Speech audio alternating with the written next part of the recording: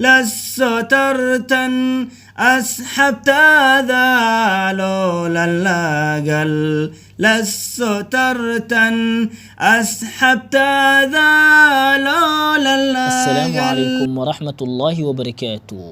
dhammaan asxaabta ku xiran janalkeena wehelyaha ummadda waan idin salaamay. salaan kadib haddii aad naga cusubtaa soo dhawow, subscribe ka taawo, gambaleelkana rukumo si aad nala socoto wax walba aynu soo dhigno durbadiiba. haddii aad horeyna la joogtayna like saar oo la wadaag asxaabtaada. mahadsanid. intaasi kadib maanta ay tahay maalin jimco ah, taariikhduna ay ku asteysan tahay 3 Julaayo sanada 2020 waxaynu ku balansaneen inaynu hawada soo gelino natiijada tartankaas oo la magac baxay tijaabi codkaaga kuna hel abaalmarin qaybtiisa labaad. waxaana ka qayb qaatay walaalo gaarayo ilaa 10 ruux. dhammaantoodaba waxaynu leenahay waad ku mahadsantihiin dadaalka iyo juhdiga aad ku bixiseen. insha Allah hadeerna waxaynu soo gudbin doonaa qofka guuleystay. haddaba waa kuma guuleystaha? ha dhararin oo muuqaalka dhammayso ilaa aad ka aragto ama aad ka gaarto guuleystaha. insha Allah natiijada waxaynu u soo gudbin doonaa hadba si ay u kala sareyso. waxaynu ka bilaabi doonaa midka ugu hooseeyo ilaa aynu ka gaarno midka ugu dambeeyo. insha Allah imankana daawasho wacan.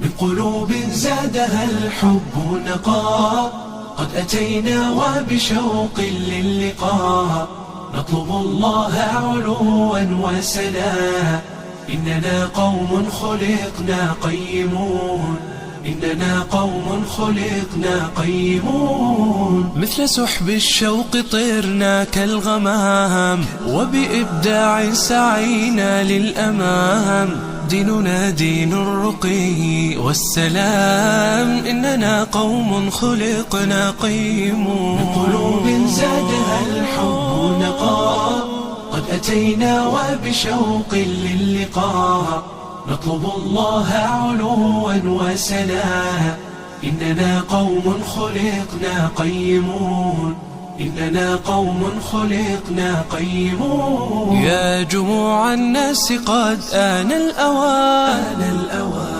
أبدعوا وأطلقوا كل العنان بالفؤاد والأيادي واللسان إننا قوم خلقنا قيمون من قلوب زادها الحب نقاء قد أتينا وبشوق للقاء نطلب الله علوا وسنا إننا قوم خلقنا قيمون إننا قوم خلقنا قيمون كل قلب عاش لله سليم يحفظ النفس بقرآن عظيم ويؤدي سنة الهادي الكريم إننا قوم خلقنا قيمون من قلوب زادها الحب نقاء. waatahay intay codeynta socotay waxaa codkeedu batay gabadha lagu magacaabo Misbaax Daahir Jaamac, taasoo fayaaraha kaga soo baxday tiro la eg